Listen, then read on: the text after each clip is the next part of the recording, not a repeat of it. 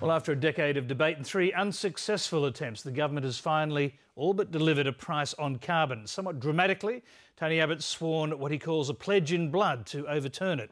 But with the support of the crossbenchers, the government has delivered carbon tax legislation that all sides agree will fundamentally change the country's economic future. Political correspondent Tom Eagleton reports on an historic day in the capital. Is this the turning point that Julia Gillard's been waiting for? The decision is aye 74, no 72. The question is therefore resolved in the affirmative. These bills, as amended, have been agreed to. Labor members haven't looked this happy since the election. The Prime Minister even planted a smooch on Kevin Rudd, to the amusement of the opposition. As she left the morning session, the Prime Minister acknowledged her supporters packed into the public gallery. Today, this Parliament has witnessed the unseemly spectacle of a government cheering itself for breaking its own election promise. To the Leader of the Opposition, I say you are being marooned by the tide of history. By the afternoon, the gallery was stacked with those against the carbon tax,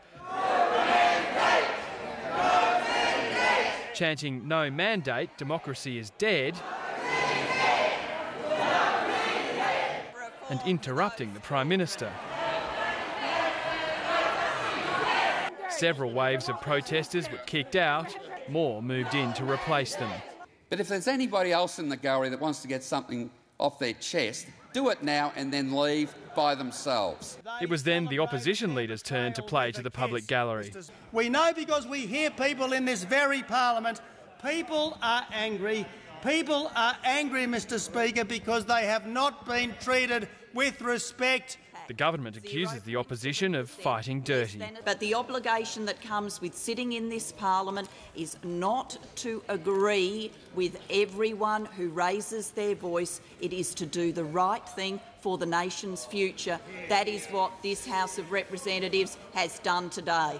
Some of the protesters were in areas reserved for guests of members of Parliament. And could you ascertain whether any of those people who were moved from the gallery were signed in by members of the House of Representatives into this chamber and report back? The Speaker agreed the gallery wasn't for stunts.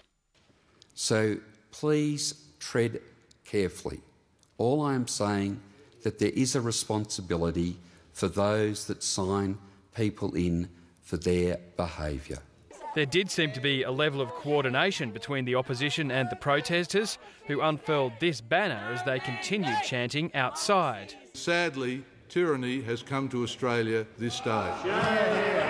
We expect that kind of thing in Libya. We expect a lot the honourable better, member's and we time must has act expired. now. The government's faced almost unparalleled public opposition to its landmark legislation. If it thought passing it today meant the protests would abate, silly buggers. There's no sign of that yet. This election was won by her through political prostitution, not by us voting her in. But this lying scrag that's running this country hasn't got the guts to put it to an election. 300 business leaders signed a letter of support for the carbon tax today, convinced by the government's economic rationale for the tax. Public opinion's turned against the environmental rationale. We've got science corruption, we've got the UN IPCC, the CSIRO, the Bureau of Meteorology. There's so many government departments now, they're all payrolled and they're corrupt. Julia Gillard's capped off her landmark day by joining with scientists for dinner here at the annual Prime Minister's Science Awards. She's told them that their contribution was central to her achievements today. Science should never become mere collateral damage in a wider political and cultural battle. That's the true meaning of today's vote in the People's House. We're going to turn words into deeds, scientific imperatives into Australian law. She won this room over. Many more will need to follow to avoid the carbon tax legislation becoming her political obituary. Tom Eagleton, Late Line.